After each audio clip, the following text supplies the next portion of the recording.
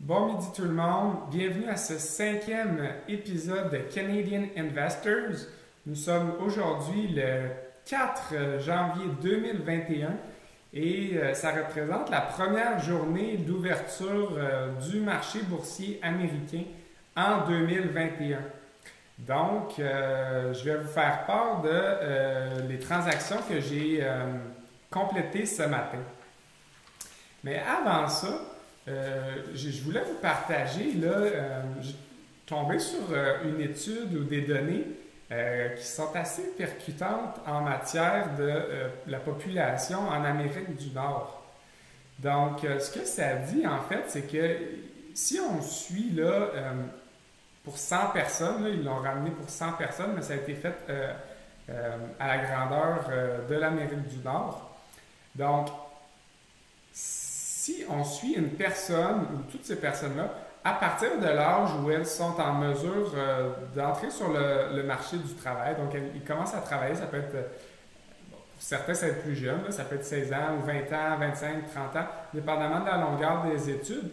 Mais si on suit ces personnes-là à partir du moment où ils entrent sur le marché du travail et qu'on les suit pendant 40 ans, donc, jusqu'à l'âge où ils prennent leur retraite ou bien ils sont en mesure ou techniquement ils devraient approcher l'âge où est-ce que physiquement là, on veut ralentir un peu et travailler moins.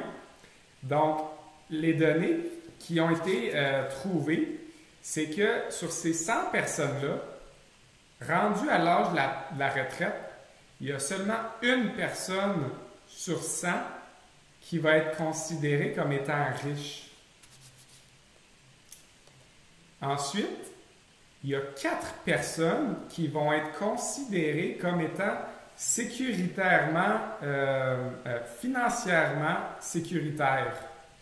Donc, qu'ils ont atteint une sécurité financière, qu'ils n'ont pas à se préoccuper vraiment de l'argent qui rentre ou de payer les comptes, là.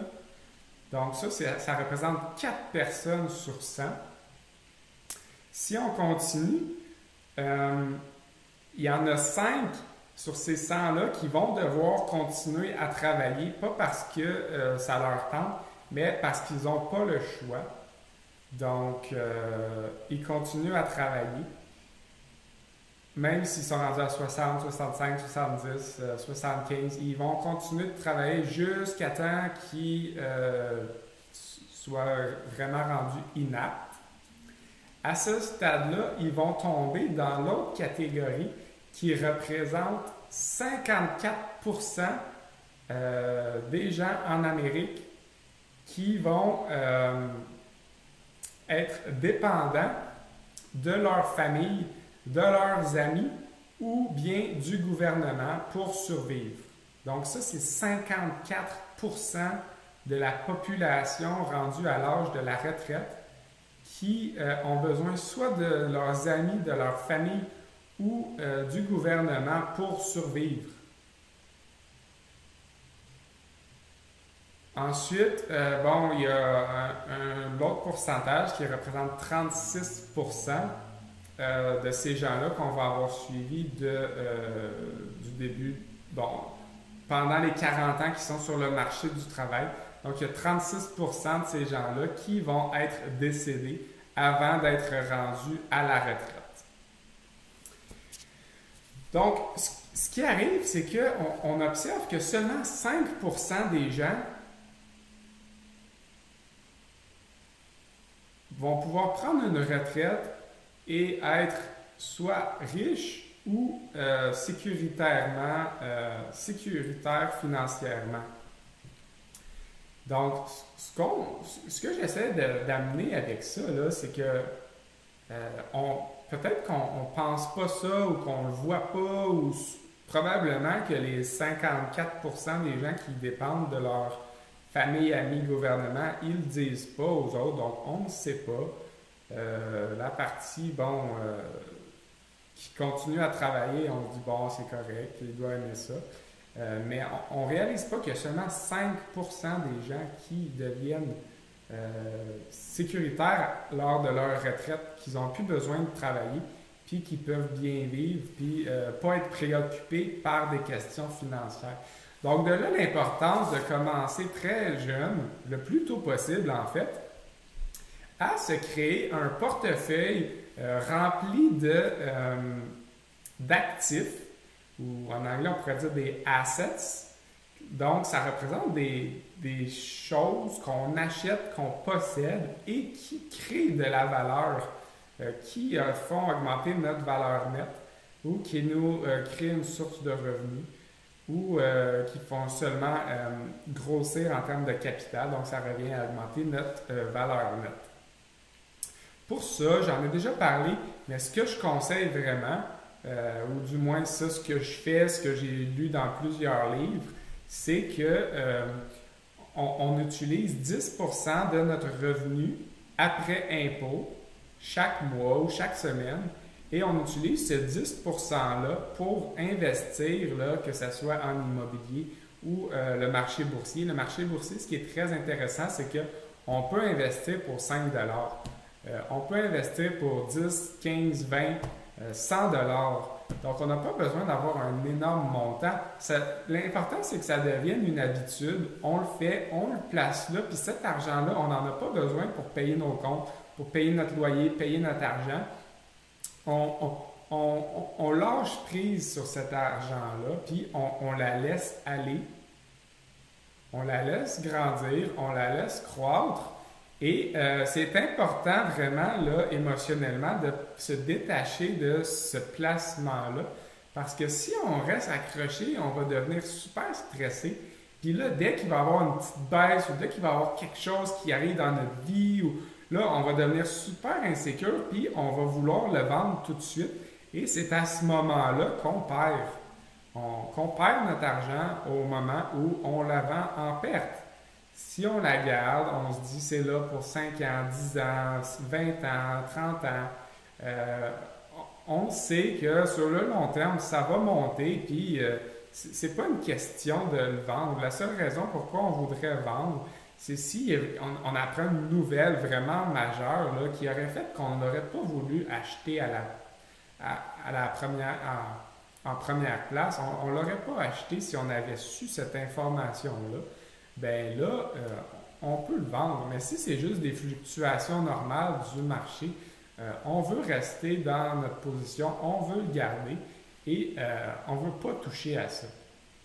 Donc, voilà, je vais vous partager maintenant qu'est-ce que j'ai fait aujourd'hui. Les transactions que j'ai accomplies, ça ne sera pas long, je vais trouver ça. Donc, j'ai quand même acheté pas mal là, parce que pour ceux qui ont vu mon dernier vidéo, le 31, j'avais vendu quand même beaucoup d'actions là, pour empocher le gain que j'avais fait en 2020 pour pouvoir l'inscrire sur mon rapport d'impôt de 2020 et pour pouvoir aller chercher un plus gros prêt là, à la banque en termes pour faire des investissements, en termes d'investissement immobilier. Donc, si je reviens à mon portefeuille d'actions, donc j'ai ça devant moi présentement. Mes 3 plus gros joueurs présentement, 3 plus grosses positions sont Amazon, Google et Tesla.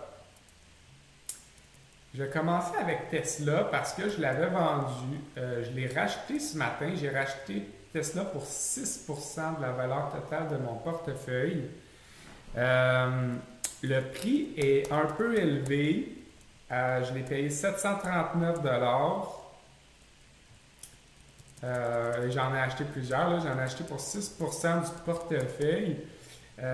C'est la seule. Bon, peu importe. On en est là. Et moi, je l'ai acheté quand même ce matin. Je n'ai pas mis ma position complète parce que si jamais une petite baisse, là, je vais en racheter, je vais doubler ma position. Donc, j'ai acheté pour 6%. Et ma vision à long terme, d'ici 2024, Tesla va atteindre 7 000 $ l'action. Donc, présentement, on est autour de 700. Moi, je l'ai payé 739. Ça a monté à 744. À ce moment, précisément, à la seconde même, je ne sais pas où on en est. On est autour de tout ça. Mais comme je vous dis, d'ici 2024, moi, ma vision, c'est que Tesla va atteindre 7000 $ l'action.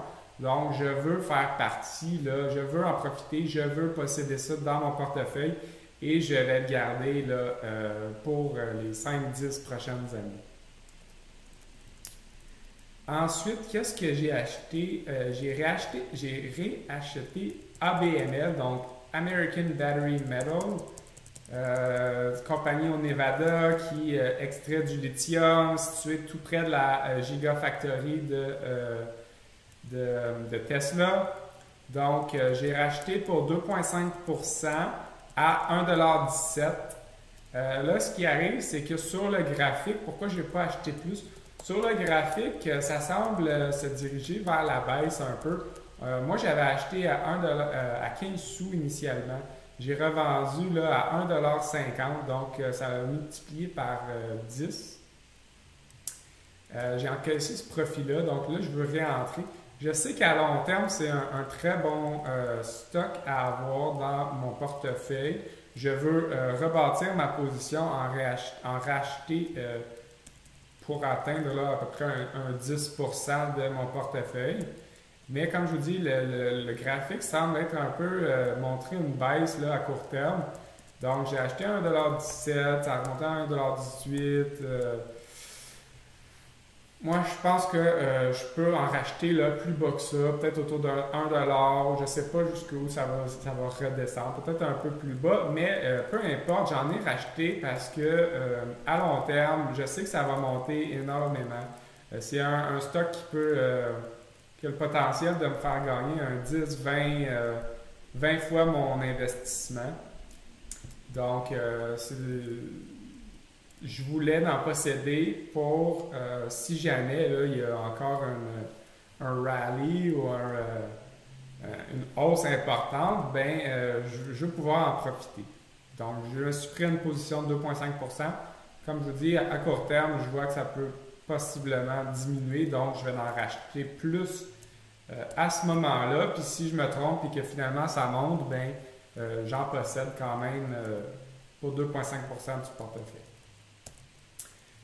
Le reste, CRISPR, donc compagnie biomédicale génome sequencing. CRISPR, c'est ceux qui possèdent le traitement là, pour le cancer, pour l'Alzheimer, pour toutes les maladies au niveau du cœur, pulmonaire, tout ce qui existe. Là. CRISPR, et ce qu'ils font, c'est qu'ils vont modifier l'ADN ou la séquence là, problématique dans l'ADN qui crée ou qui développe la maladie ou qui fait proliférer le cancer. Donc, très grosse compagnie, très grosse révolution. Là, ça, c'est un des stocks pour ceux qui ont vu mes autres vidéos, domaine de génome humain. Apple est embarqué là-dedans, Google est embarqué là-dedans. Donc, c'est vraiment la course là, pour les 5 prochaines années. Ça va être l'équivalent là, de la découverte de l'Internet, la découverte du 4G, le 5G. Vraiment, là, tout ce qui a révolutionné la planète, les véhicules électriques. La prochaine révolution, ça va être dans le domaine du génome humain, domaine biomédical. Donc, ensuite, en plus, avec la pandémie, c'est d'autant plus important ou amené à nos yeux. Donc, CRISPR, j'ai doublé ma position, j'en possédais déjà un peu. J'en ai racheté là, autour de 1,60 $. J'ai rajouté 3% à mon portefeuille. Donc, le ticker CRSP. Je vais tout mettre dans la description du vidéo, mais le ticker, donc le nom de la compagnie et le pourcentage que j'ai rajouté dans mon portefeuille et le prix d'achat que j'ai eu aujourd'hui. Sinon, on a EDIT, donc EDIT. Encore une fois, domaine génome humain, j'ai rajouté 1%. Je l'ai acheté autour de 70 $. Ensuite, EXPI. Donc, détention immobilière, ceux qui veulent investir en immobilier en achetant des actions. Très bon stock. Je l'ai acheté à 62 $. J'ai rajouté 1,5% de mon portefeuille. Gene, donc G-E-N-E, encore Génome Humain, compagnie là, qui est plus récente, qui démarre, donc moins stable. On va mettre moins, je vais mettre une moins grosse portion de mon portefeuille là-dedans. Mais par exemple, c'est une des compagnies qui a le plus de potentiel. Ben, le plus. Eux que j'ai nommés, tout ce domaine-là a énormément de potentiel, mais celle-ci, vu qu'elle est très nouvelle, c'est un penny stock. Bon, on n'est pas dans les sous, mais je l'ai acheté à 3,79 $. J'ai rajouté 1,7% de mon portefeuille. Et déjà, là, la dernière fois que j'ai regardé, il y a quelques minutes, on était à 4,16 $. Donc, ça a pris 10% en une heure. Ça, c'est vraiment une compagnie qui a une capacité ou un potentiel vraiment d'exploser à la hausse, là. Donc, on parle encore de 10, 20, 100 fois le retour sur l'investissement. J'en ai acheté un peu. Google, je l'avais déjà. Illumina, j'ai réembarqué. C'est eux qui possèdent 90% du marché dans le domaine biomédical, séquence de génome. Donc, je l'ai racheté 1,5% de mon portefeuille à 371 $. Très grosse compagnie, très solide, peut-être moins peut-être pas nécessairement faire un 100 fois le retour sur investissement, mais définitivement un pilier dans le domaine. Ça vaut la peine de le détenir, très solide. Et encore une fois, on parle de 10-20 fois le retour sur investissement d'ici les 5 à 10 prochaines années. Laser, donc L-A-Z-R, j'ai rajouté 1,2% à 32,75 $. Encore une fois, domaine biomédical. Donc, la plus grosse partie de mon portefeuille, c'est vraiment vers cette nouvelle révolution-là. Donc, il y a un peu de véhicules électriques et la plus grosse partie, ça va être dans le domaine biomédical, génome humain. On a les grosses compagnies technologiques comme Apple, Amazon, Google, Microsoft, Tesla, Facebook. J'en possède pas présentement. Je vais regarder là, quand est-ce que ça a le bon moment de racheter du Facebook à un bon prix. Ensuite, Microsoft, j'en ai racheté pour 2% de mon portefeuille à 220 $. Je vais regarder si je peux en racheter autour de 210 $, c'est une petite baisse. NIO, véhicule électrique, ça a quand même pas mal augmenté, une dizaine de pourcents depuis 31 décembre. Je pense que c'est un bon titre à détenir avec Tesla. J'en ai pas rajouté, j'en avais déjà 2% de mon portefeuille. Écoutez, j'en ai pas racheté pour l'instant. MTLA, j'en ai racheté. Encore Génome Humain. NVTA, Génome Humain. J'en ai racheté. J'ai doublé ma position. J'ai rajouté 1% là, je l'ai acheté à 41 $. Pacific Bioscience, qui était un de mes gros gagnants de 2020. J'avais tout vendu mon profit le 31 décembre. Je viens de racheter encore 2% de mon portefeuille à 25,48 $. Tesla, comme je vous l'ai dit, 6% de mon portefeuille à 739 $. Et finalement, j'ai racheté du VXX. Ça, c'est un fonds qui suit le VIX. Ceux qui ne connaissent pas le VIX, c'est l'indice de volatilité. Donc, quand les marchés deviennent très volatiles, quand il y a des grosses fluctuations, beaucoup de ventes, beaucoup d'achats, c'est là qu'il y a les plus gros mouvements. Les traders expérimentés aiment ces périodes-là parce que c'est là qu'on peut faire beaucoup de gains rapidement. Mais il faut vraiment savoir ce qu'on fait. Donc, décembre, la volatilité a descendu depuis mars. Mars, on a eu un pic. Février-mars, quand il y avait littéralement eu un pic. Sinon, autour de juin, juillet, cet été, On avait eu un autre pic moins important que le premier, mais on avait eu encore un petit pic en volatilité. Et donc, c'est ça, cet indice-là suit la volatilité. Donc, plus que la volatilité monte, plus que l'indice monte. Donc, quand le SP500 descend, le VIX monte. La volatilité monte, le fonds VX monte. Donc, c'est un titre très défensif qui nous fait faire de l'argent quand les marchés sont volatiles ou quand les marchés subissent des grosses drops rapidement. Donc, je bâtis tranquillement. Là, on est dans une phase relativement faible en volatilité. Les marchés sont à la hausse, ça monte, ça monte, ça monte, ça monte, ça monte. Je pense qu'il y a encore un peu d'espace là, pour que ça monte. Comme j'ai fait dans une dernière vidéo, Joe Biden va continuer d'injecter de l'argent pour que ça monte. On parle de plusieurs trillions de dollars. Sinon, moi, c'est ça. Les graphiques, l'analyse technique au niveau des graphiques nous montre qu'il y a encore du jeu là, pour une croissance avant d'avoir une petite correction. Quand on parle de correction, ça peut être 5%, 10%, jusqu'à 20%. 20%, on parle d'une récession, quoique là, avec le COVID, on a descendu de pas mal plus que ça. Ça a remonté, ça a été considéré comme une récession pour certains. D'autres disent que ça ne fit